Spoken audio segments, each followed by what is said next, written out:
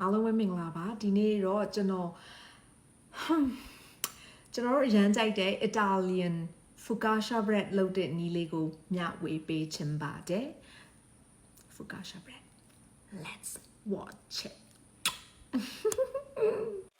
ပထမဆုံးအနေနဲ့ကျွန်တော်တို့ yeast ကို activate လုပ်မယ်ပေါ့နော်ရေနွေးထည့်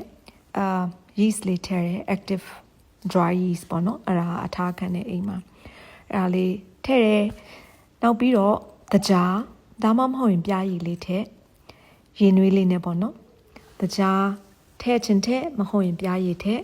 အဲ့ဒါလေးကိုတိတိချာချာလေးမွေလိုက်မယ်မွေပြီးတော့တနေရာမှာထားပေါ့သူဟာသူ active ဖြစ်နေလိမ့်မယ်တခြားခွက်ထဲမှာတော့ဂျုံမုံရဲ့ဂျုံမုံထဲမှာစားလေးထည့်မယ်ပြီးရင်သူ့ကိုလည်းနှမ်းဆက်အောင်မွေးမယ်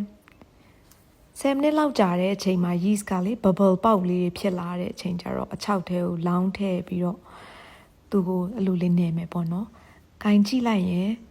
မတင်းတဲ့အနေထားလေးရှိရပါမယ်။မကတ်ရတော့ဘူးပေါ့နော်လက်မှာမကတ်နေတော့ဘူးအဲ့ဒါဆိုလို့ရှိရင်အဲ့လိုမျိုးလေးအုပ်ပြီးတော့မှသူ့ကိုပွာလောင်ထားလိုက်မယ်။တစ်ဖက်မှာတော့ကိုသုံးမဲ့ rosemary ရဲ့ကြက်သွန်ဖြူရဲ့ကို no ကလေးစင်ပြီးမှolive extra virgin olive oil ထဲမှာပေါ့နော်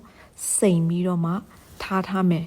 အနံ့လေးတွေ infuse ဖြစ်အောင်ပေါ့နော်အနံ့တွေတဖြည်းဖြည်းထွက်လာအောင်ကျွန်တော်က minute တွေပါတွေအတိအကျကိုကျွန်တော်ရေးထားပေးတဲ့ caption မှာနော်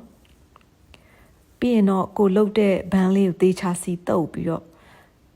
မုတ်ကလည်းပွာလာပြီတွေ့လားအဲ့လိုတစ်ဖက်ထဲကိုခောက်ပြီးတော့ကျွန်တော်တို့လုံမယ်နှစ်ကြိမ်ပေါ့နော်အဲ့လုတ်ပြီးတခါသူ့ကိုပြန်အုပ်ပြီးမှပြန်ရွှေ့ထားမယ်ဒါကတော့နိုင်ခွက်အကြာမှာလုံးဝဖောင်းပွားလာတော့အဲ့လိုလေးလက်ချောင်းလေးတွေကိုစီစွတ်ပြီးမှအဲ့လိုလေးအပေါက်လေးပေါ့နော်ပချိုင်းပေါက်လေးဖြစ်အောင်လုပ်ပြီးကျွန်တော်စီစဉ်ထားတဲ့စီတွေထည့်ပါတယ်ပြီးရင်တော့ဖုတ်လိုက်ပြီကြည့်ဘလောက်လှလဲဆိုတာ